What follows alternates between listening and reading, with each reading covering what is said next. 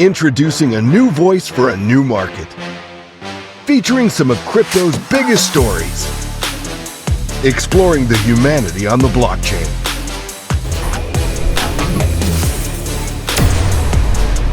BlockCentral's Not a Podcast.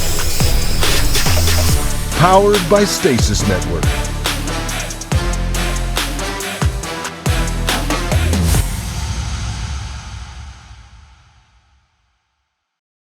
Hello, everyone, and welcome to BlockCentral's Not a Podcast. My name is Michael, and I'm your resident bear. And my name is Patrick, and I'm your resident bull. Together, we'll meet in the middle to discuss some of crypto's biggest stories and emerging trends. Meeting in the middle at Block Central. I think they get it. Let's get the show started. So, Michael, have you invested in any meme coins lately? You know, meme coins have never really been my thing, but they do seem to be very popular, and I feel like a new one is popping up every single week. Yeah, I think the most recent one I saw was Doge69, which Nice. that sounds a little, promiscuous. Very I probably on wouldn't brand touch for that crypto one. degens. Yeah, yep. Yeah, it's no cum rocket, but I think it sends the right message. Yeah, I feel like all the meme coins, they're like either something to do with Elon Musk, Doge, Sheeb, Pepe, and then you add on a 69 or a 420 or a cum, and that seems to just be the random word generator people are using now for them. If it's not that, it's this weird trend of it being like Obama, Inu, Sonic, something other, like big long name, but its ticker is like a blue chip. So like that one that I just mentioned, it's like Harry Potter, Obama, something. Its ticker is Bitcoin, Bitcoin. There's a new one that has a similar name that's long and stupid, but its ticker is Monero, Monero. These are like legitimate blue chip like coins. But they use the ticker. It's super degen, but there is a psychological play there of relating it back to something that's actually legitimate. But I feel like it's that just still causes a great confusion because you have like the meme coin name, but the ticker's Bitcoin. Yep. So how as someone who actually buys that coin, do you ever reconcile those two things? They don't. They're buying lottery tickets. Sure. Like I'll just throw 10 grand at it. That's the problem with the space, right? Is like you have people like Steven, our last guest, who treats this very much like an investment, like slow growth, focused on yield, delta neutral positions. Like everything that he does is risk averse. Yeah. And focused solely on slow, sustainable growth. And then you have everybody else who is like, tell me the next 100x token that I can hit the jackpot on tomorrow. Well, just like a casino or playing, the lottery, which I think the lottery is at $1 billion. Oh God, something I guess I'll be buying a ticket on Tuesday. Why not? Why not? But 99.9% of people will lose their money. So you have this weird dichotomy in the space where it's like, do you hunt for meme coins that you want to flip really quickly, but most likely will lose your money? Or do you want to focus on smart investments that are very unlikely to go parabolic or give you several X's, but you'll never actually, risk losing all of your capital in one go. The meme coins probably result in a lot of X's, but ex-wives, ex-girlfriends, those sorts of things. I was having this discussion in the Discord the other day. I find it so fascinating because my background comes from traditional finance. And for me, when I first came into crypto, I looked at anything that was above like a 20% APR. And I was I was happy. Like that to me was insane that I could regularly go and find anything above a 20% APR. But I feel like the overwhelming majority of people in crypto, they're looking for on the low end, if it doesn't 3x, it's not good enough. It has to be 50x. It has to be a 100x. And it's just, it's so fascinating. It's all about managing expectations. Like if you walk into the space going, I'm not investing anything that doesn't go up 500% in the next week. Well, you probably won't be investing in the space for very long. But if you come into the space going, you know what? My traditional finance portfolio gives me 7 to 14% a year. If I can come into crypto safely and make anywhere from 20 to 30% a year, I will be ecstatic. The more we can fill the space with those people, the less we have to deal with the rest. But unfortunately, recent events have told us that we'll never fully get rid of that mindset, unfortunately. So, and we'll talk about that later. But anyways, some current things happening right now in the space. I think one of the biggest topics of conversation is WorldCoin, which comes from the founder of ChatGPT. I am intrigued but concerned. Yeah. So for anyone listening who's not familiar with WorldCoin, it's like Patrick said, it's from the founder Sam Altman, who is the CEO of ChatGPT or OpenAI, who created ChatGPT. Yep. But the whole premise behind WorldCoin, which inherently in and of itself I find kind of hilarious, is to verify that you are a person. That is the whole purpose of WorldCoin, is just to verify and give you a digital ID saying that you are a human being. And they do this with this shiny futuristic metal orb that looks like it's something straight out of Blade Runner. It's actually kind of cool. I'll give them that. They made a beautiful little machine. Yep. And it scans your iris and then creates a digital ID for you using ZK rollup. I believe they're on Optimism now. They switched from Polygon over to Optimism. Mm-hmm. And essentially, you then have your own verifiable digital ID that says you are a human being, not an AI, and you can verify that anytime you want. Yep. Don't get me wrong, it's going to happen. Like, we are transitioning into a digital world, more and more as we go through this process. Like, even before crypto, like just the idea of like credit cards and the internet, 95% of our, money is just ones and zeros, in a computer program. So it makes sense that we're moving in this direction. However, it opens up a lot of questions about privacy, about like oversight, government, like control. Like, it reminds me of like China's like social credit system. Yeah. And I mean, especially with WorldCoin, there's been concerns raised that even not talking about WorldCoin for a second. You look at Facebook, Amazon, Google, all these tech giants who have said, yeah, we're not collecting that data. We promise, like, we super swear, cross our heart, hope to die. Like, we're not listening on any of our devices. It's secured. Employees aren't seeing it. Trust me, bro. And time again, that hasn't been the case. And, WorldCoin, whatever ethos they want to espouse, whoever the founder is, they can make all the same promises. But at the end of the day, there's no way to really hold them accountable. There's really no way to know that they're not collecting your iris and then deleting that data. Yeah. They could be holding onto it. They could be tying it to you in some way. They could be selling it to a third party. You have no real way of knowing and trusting that they're not. Well, I guess that's it. You're trusting them that they're doing exactly what they say they're doing. Yeah, they give you the option to delete the image after your ID is issued, which, again, we don't know.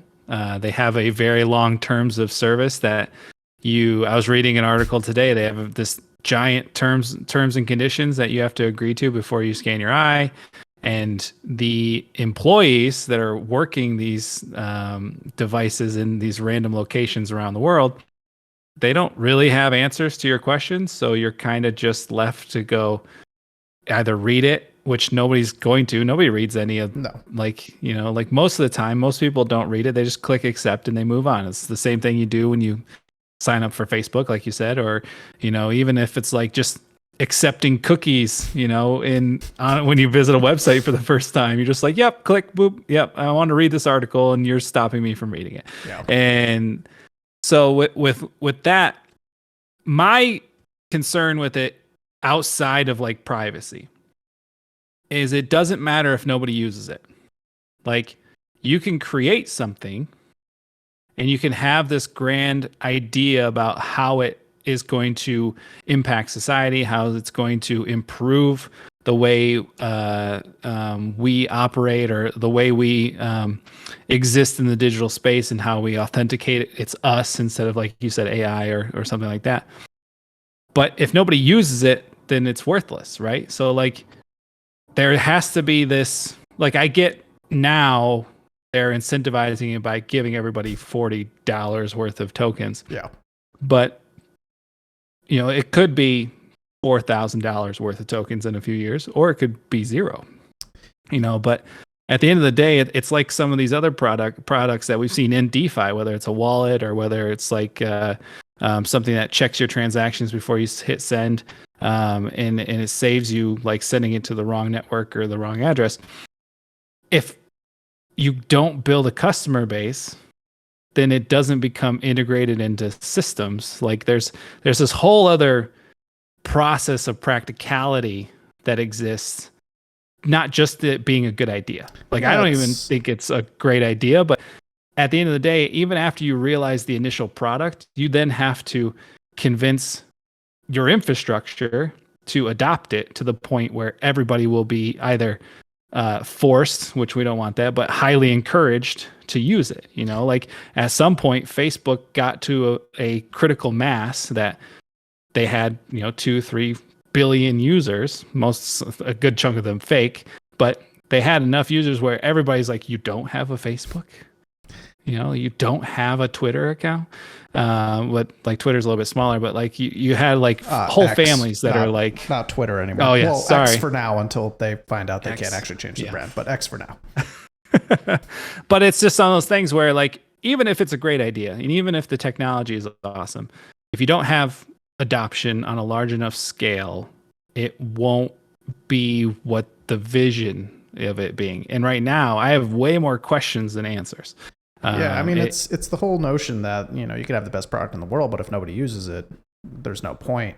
But even outside of that, you know, on a personal level, I have a hard time wrapping my head around. I understand what they claim as the purpose, to verify you're a person. And, you know, the example that I keep seeing thrown around for it is, you know, like, oh, well, if you sign an article, you can verify that you're not an AI writing the article, or, you know, that you can post it, you know, in DeFi, that, you know, verify that you're a person and an individual somewhere on the planet. That's great. Do we need that? Does that serve an actual function and an actual purpose? Because an AI can still write your article and you just slap your ID on saying, I'm a person. Right. You know,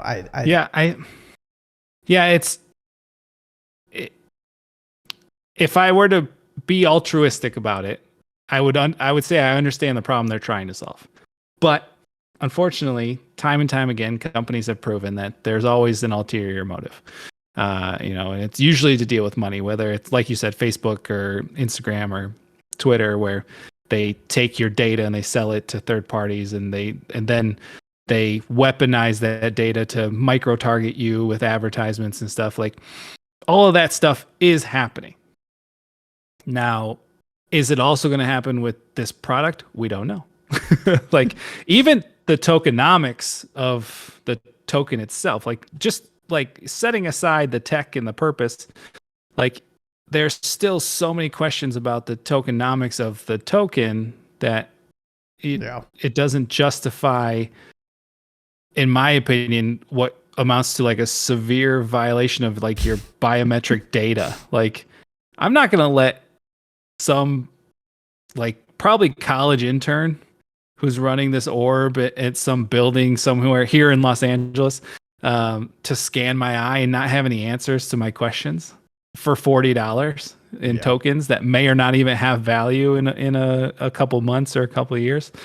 So there's so many questions that haven't been answered. Like I don't understand why people would take the risk of like, yeah, scan my eyeball, like well, here, funny, take some like, blood. It's the ultimate irony. You have the CEO of the company of OpenAI making a token to prove that you're a real person. Right. Those are two such polar opposite ends of the spectrum. It's almost like he created Frankenstein's monster and now he's trying to create an antidote to cure the monster. Yeah. I mean, my thing is though, outside of all of that, you could make the argument that the way they're doing it, they're going around the interest that it's drummed up.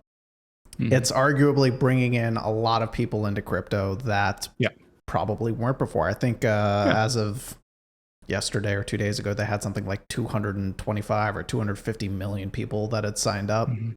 And a good chunk of that probably are people that weren't too involved in it before and just kind of heard about it and hopped on the hype, got interested. So, there's some merit to saying that maybe the good is it does get people involved in the space. This can kind of be the gateway to bring them in and get them interested. Yeah, I think there's a lot of moments in crypto that get people involved that otherwise wouldn't. We talk about meme coins. That's actually something that is volatile as they are, and perceptually, as people who are in the space, we know that they're generally a bad investment. The truth of the matter is there's also this PR play where a lot of new people get involved because of the memes, or because of the NFTs. And so there is this like double-edged sword of like, we know it's a bad investment. However, all these new people getting into the space, they're getting exposure to crypto for the first time. And most of them won't stay once like the hype is over, but some of them will. And it's like this game of like attrition, where like, if every cycle we bring in an extra, 100 million crypto holders and 10 million stick around after the cycle ends, that's 10 million more than we had before that cycle started. And so it's like always this net positive, like this it's like the tide coming in and out, and so like we have things like WorldCoin, like meme coins, like NFTs, like when they cycle up and everybody gets really excited about them, you have celebrities buying NFTs, you have celebrities pumping meme coins. A lot of the times it ends up being something that hurts a number of investors. But if you're looking at like the long range, some of those investors are sticking around that otherwise never would have gotten involved in the first place. So there's like, it's like a forest fire. Like it burns out the underbrush, but it gives life to what remains. You know what I mean? So there's a bit of that in there. It's a bit like fatalistic, but at the same time, like there is a positive to those outcomes, even though, you have so many questions to the circumstance overall. But I think like I said, I get the point of the project. I don't know if it's ultimately good because, like you were saying, we don't know where that information's going. We don't know where it's stored. We don't know who it's being shared with. Well, you only have to go as far as looking at the investors. And, when Three Arrows Capital and Sam Bankman-Fried are listed as investors in the project. Right. Kind of, comes with where are they at right now? Connotation. Oh, man. Anyway, all right. So moving on, since we're talking about the idea of crypto and privacy in a general sense, I saw that there's a committee in the U.S. government that passed a bill that will be going to the floor that deals with crypto.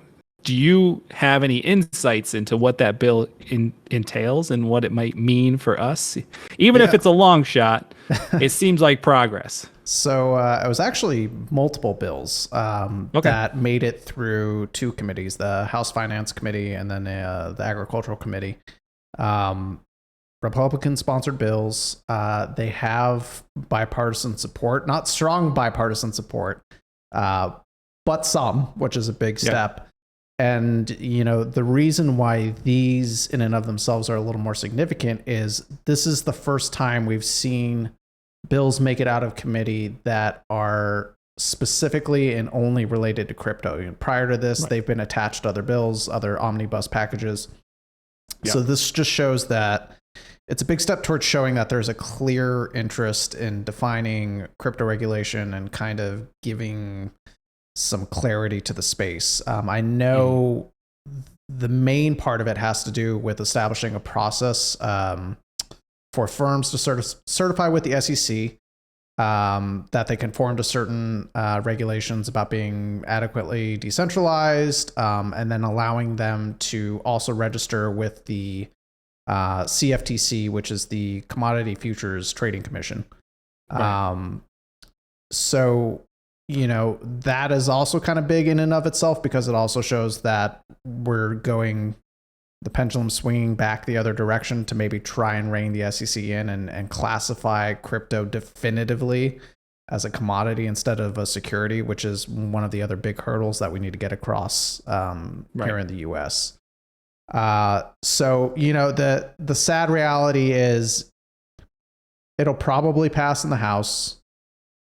People right now, the talk is there's not really a chance of it making it through the Senate. Right. That could always change. And then there's also talk that if somehow it does make it through the Senate, there's always a chance the president vetoes it because it doesn't conform with, the party's the Democratic Party agenda. Yeah. But it is nice to kind of see the U.S. is starting to take steps. I know one of the other bills was specifically surrounding stable coins, which would be huge to finally get regulatory clarity on that. But, overall it's a good sign that we're starting to push these narratives, that the government's starting to finally have the discussions, at least, it's getting out of committee. We're going through markup processes in committee.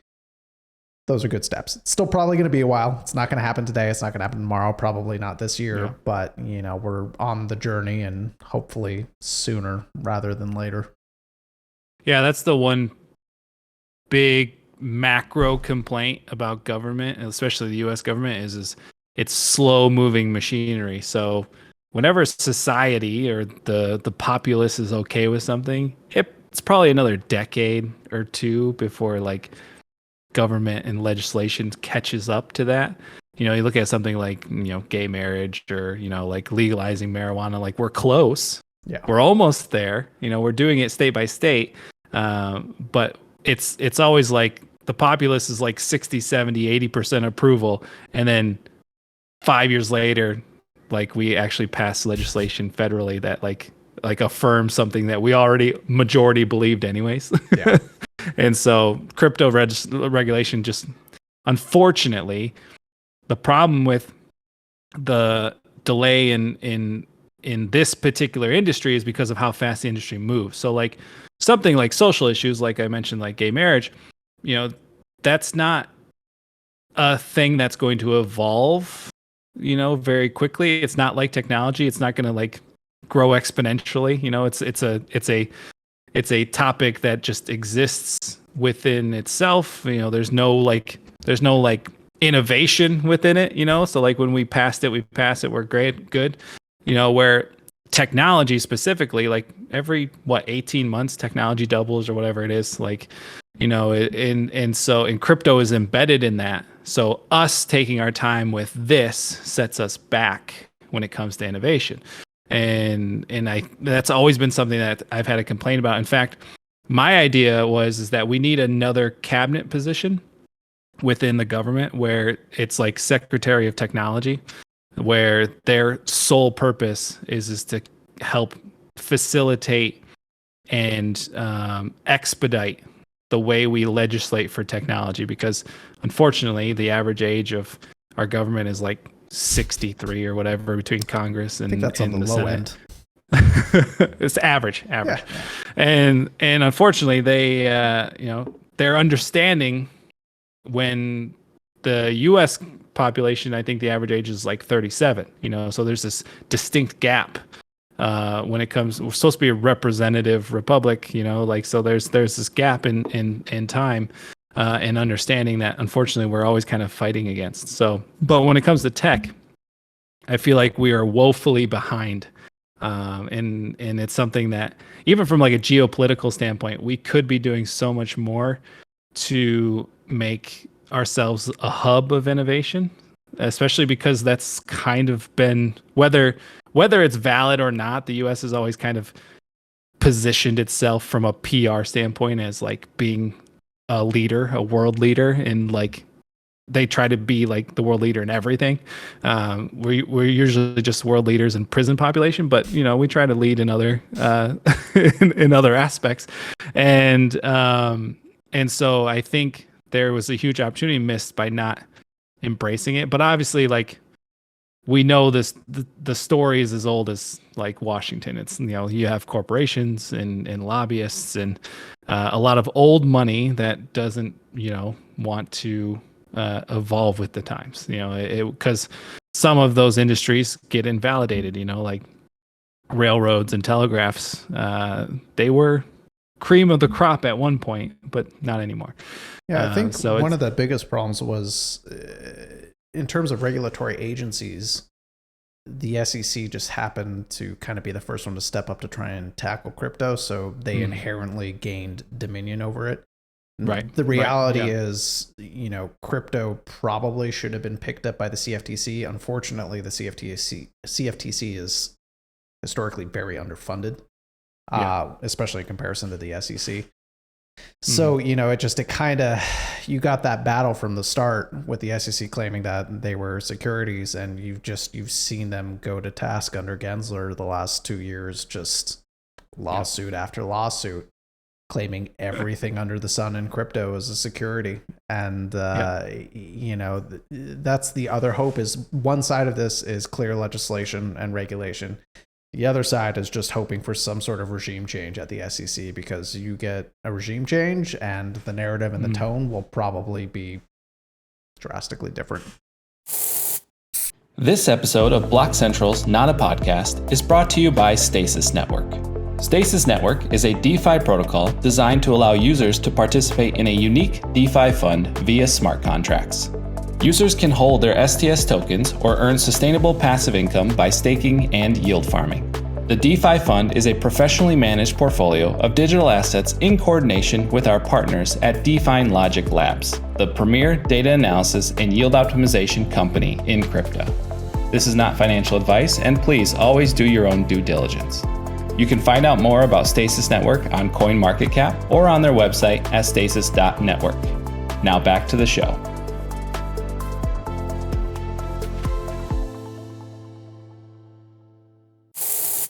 Now, here's my question for you. What about the ETFs? So is there any movement on that? Because I know a lot of these organizations that submitted applications for the ETFs have now submitted revisions. Have we gotten any news on that front? So August 13th, ARK actually was the first one to put in their spot Bitcoin ETF application, way ahead of the latest round with BlackRock, Fidelity, all the big players. So August 13th is the first, I'm pretty sure it's August 13th, is the first chance the SEC has to make a decision for them. And that doesn't have to be yes or no. It can also be to push, which the general consensus is the SEC will probably push it.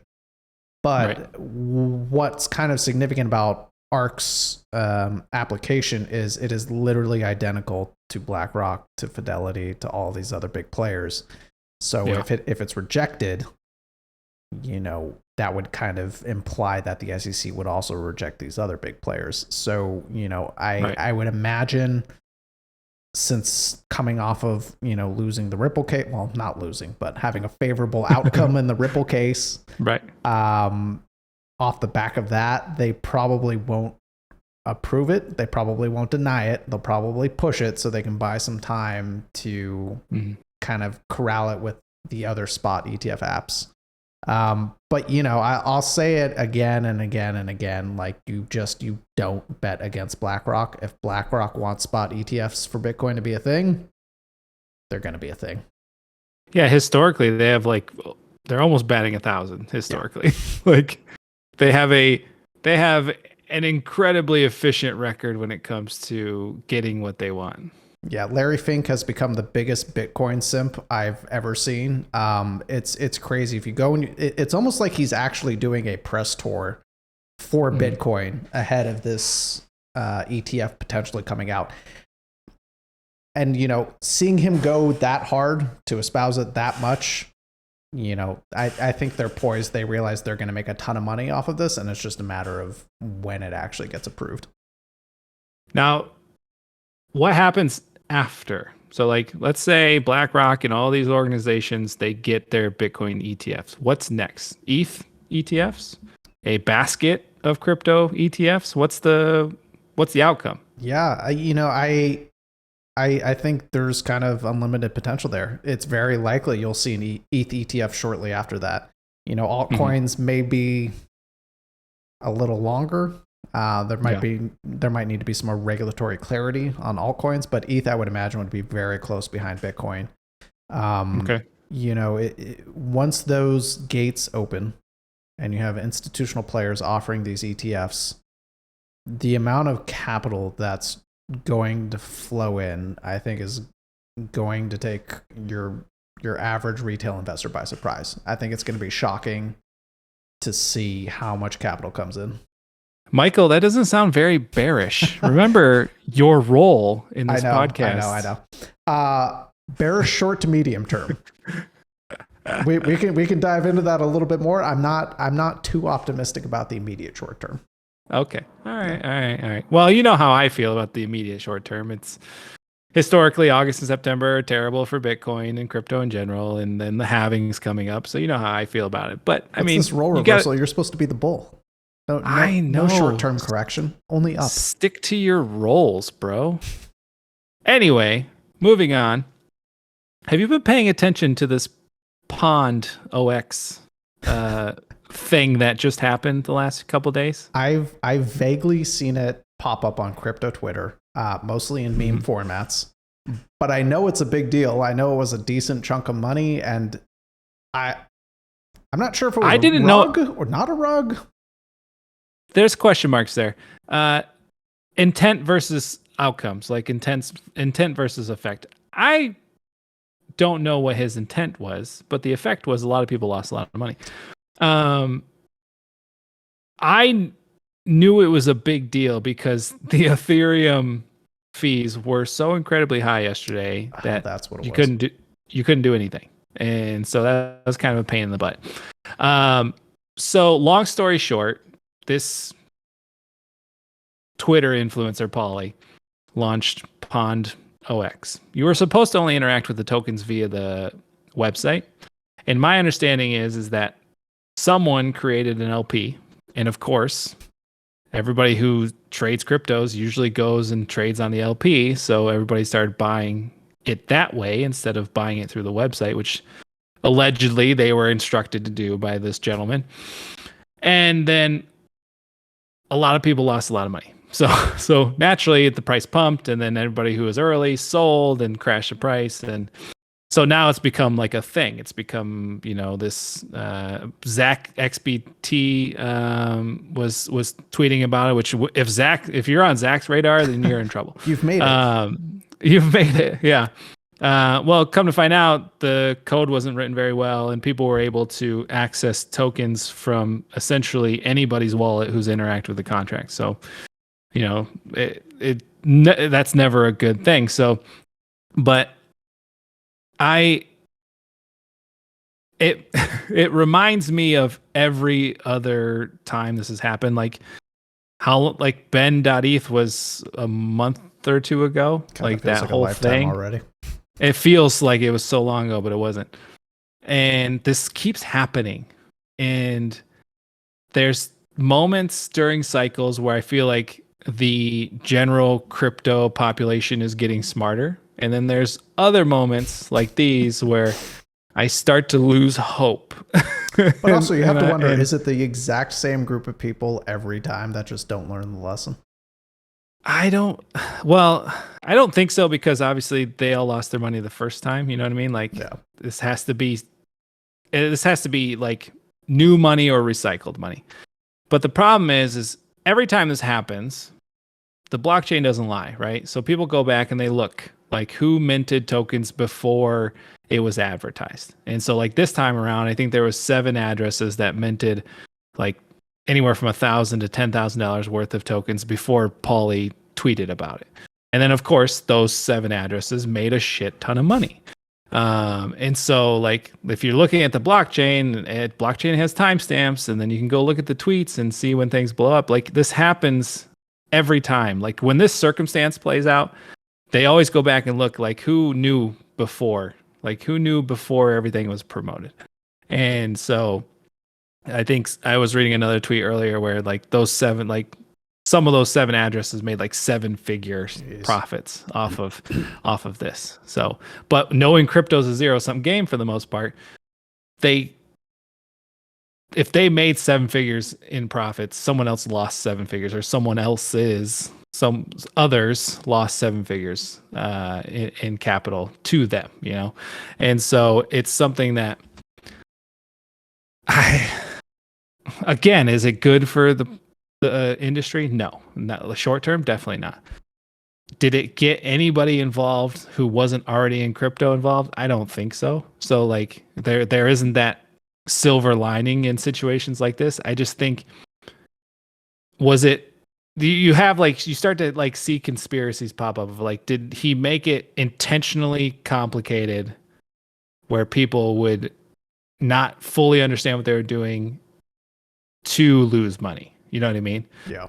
Because you do have a lot of protocols like that where like they're intentionally overly complicated to confuse people or to get them to mis-strategize their investment in it, and then they get screwed, you know? So the outcome, regardless of intention, the outcome was a lot of people lost a lot of money.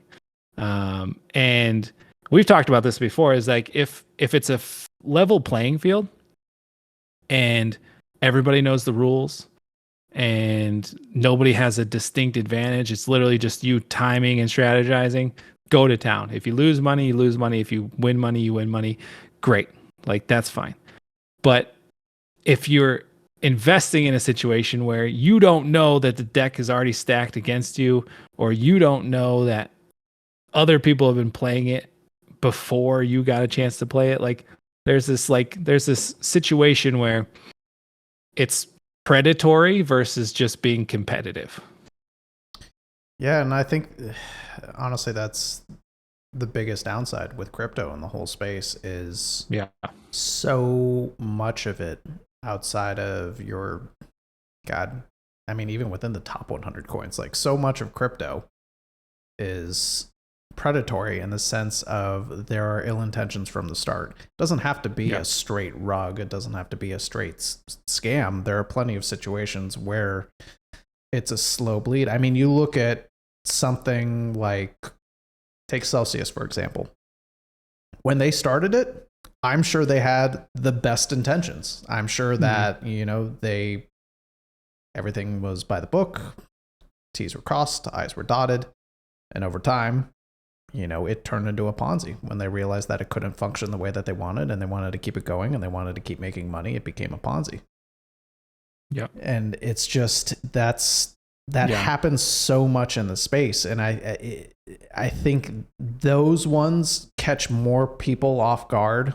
Those types of Celsius situations are the ones that hurt the most and affect the most people, more so than the straight scams and rugs. At the end of the day, a lot of people are affected by those. There's a lot of victims. There's a lot of people that fall prey to those. Mm-hmm. But that's still relatively niche. There's a very small subset of people who are hunting for that 500x opportunity of getting in on, most of these scams and rug pulls that are scams and rugs from the very onset. Right. Hyper prevalent in the meme coin community. But, yeah. I have an opinion about Terra Luna, Celsius, FTX. I wrote about it in my article that I published in March about how I believe that market cycles cause black swan events. Black swan events don't cause market cycles.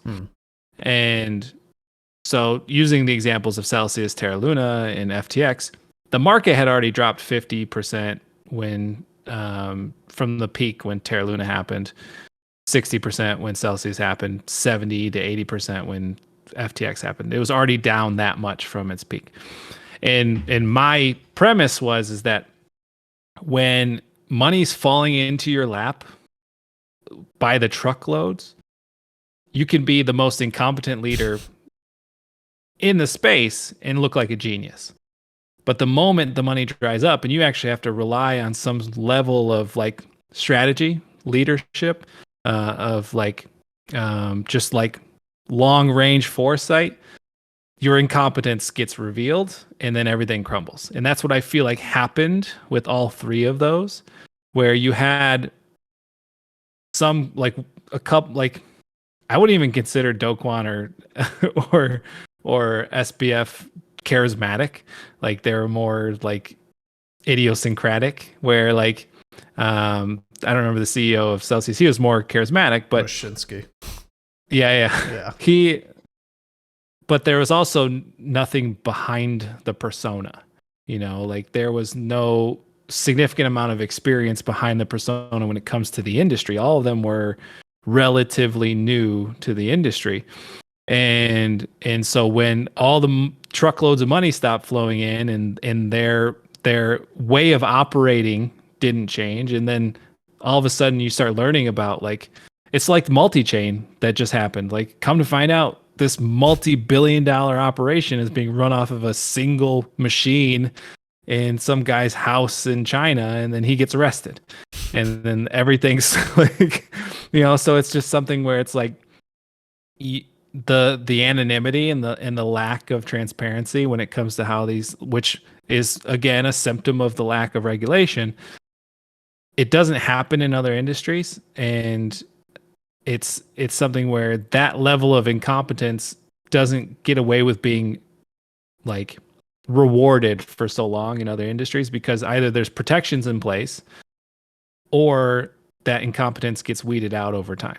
And so you have this situation where like we almost excuse the bad leadership because the space is like the Wild West, you know, like, oh, that's just crypto for you. Like, well, it doesn't have to be that way, you know?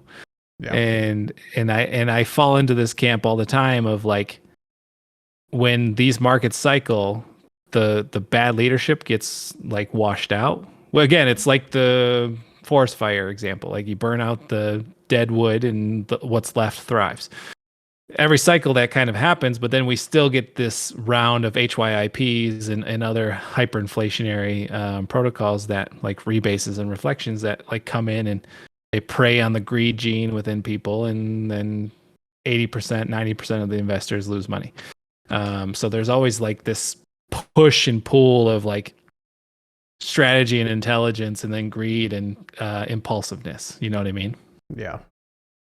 Yeah. You know, I think people get blinders in the bull market too, and that's part of what it is. And that it's, you know, it's on both ends. I think investors get greedy, and I think the leaders of these, you know, I think we can call them.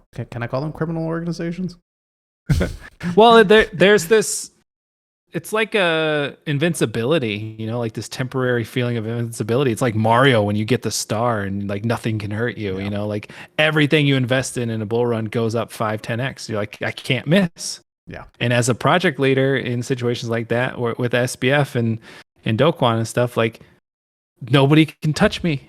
There's so much money coming in. I can do what I want. We can operate the way we want. And then the moment things start to pull back and things and new capital becomes super scarce, like it reveals the facade that it's just a facade and there's nothing behind it. And so that's the really scary part. But again, like you said, it activates, you know, even temporary, even if you know better, it still activates it and you have to fight against it. Yeah. All right. We're getting to the end here, but I have one question for you. It is the most important question of all questions when it comes to crypto. Michael, who do you believe Satoshi is in real life?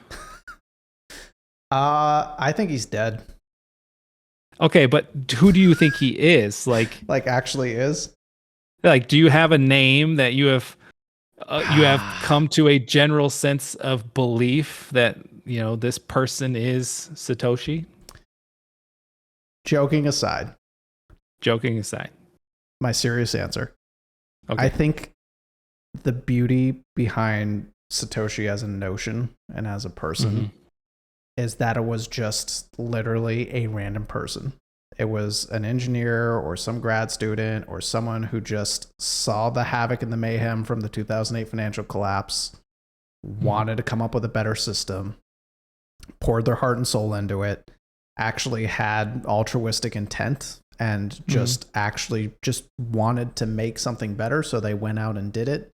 And personally, I love that idea. I love the idea that it wasn't someone significant, that it wasn't someone noteworthy, some big name that we'd recognize. It was just a person who saw something broken and wanted to fix it.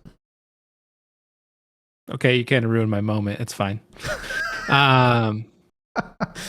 No, it's actually what you just said plays right into my answer. So we have people pretending, like Craig Wright and others, who are pretending to be Satoshi with no proof. Given the size and popularity of that Bitcoin has grown into, it would be highly improbable that if Satoshi was still alive, that they would still be anonymous. Either through just sheer amount of digital evidence, or whether it becomes an ego play, or whether somebody who worked with him exposed his identity, for a significant sum of money, which happens. That's how TMZ gets half of their content. But what you said was about him being dead. I believe that to be true because the person I believe is actually Satoshi would be Len Sassaman. So Len Sassaman was cypherpunk, very involved in the earliest days of Bitcoin. He was an American, well educated in cryptography and coding and in that entire space. Had displayed interests in creating digital currencies before Bitcoin was created. They did a language analysis of the Bitcoin white paper, and there is British English phrasing and spelling within the Bitcoin white paper. And despite being American, Len spent a lot of time in Europe. In fact, he died in Belgium. So a lot of his writing had more British English influence because he spent most of his adult life in Europe. Now, the thing is,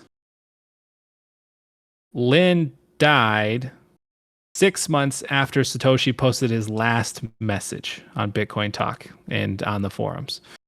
And on top of that, Lin is the only person who is actually memorialized on the Bitcoin blockchain. You can actually go to the block and see the memorial. So all that being said, I do think Satoshi is dead because I think Satoshi was Len Sassaman. And I think at the end of the day, all of the evidence points to a high confidence that Lin was the person who created Bitcoin. Now, there was some collaboration. I do think Craig and some of these other guys were there helping near the beginning or at the beginning. But at the end of the day, I think the person who controlled the account and controlled the wallets and actually launched this ended up being revolutionary digital currency was Lin. That's my hypothesis. Other people feel this way. It's not a unique hypothesis. There has been a lot of conversations about it, but of all the people that have been pointed to potentially be Satoshi, besides the CIA, because I know a lot of conspiracy theorists say it's just the CIA made it and it's like this big long con and you're all screwed.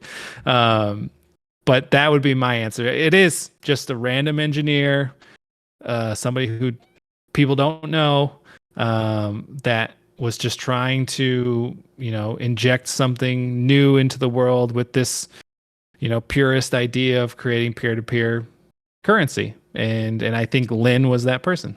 So when are we doing the documentary for that? I think there's a couple YouTube documentary-esque things. But the timelines match up. You know, his involvement, his education, his location, his, you know, the language analysis, and even when he died, you know, like within 6 months of Satoshi's last message, Lin died, and we haven't heard from Satoshi since. And so there's a lot of circumstantial evidence to point to the fact that I think he's our guy. Well, we'll I'm never convinced. know.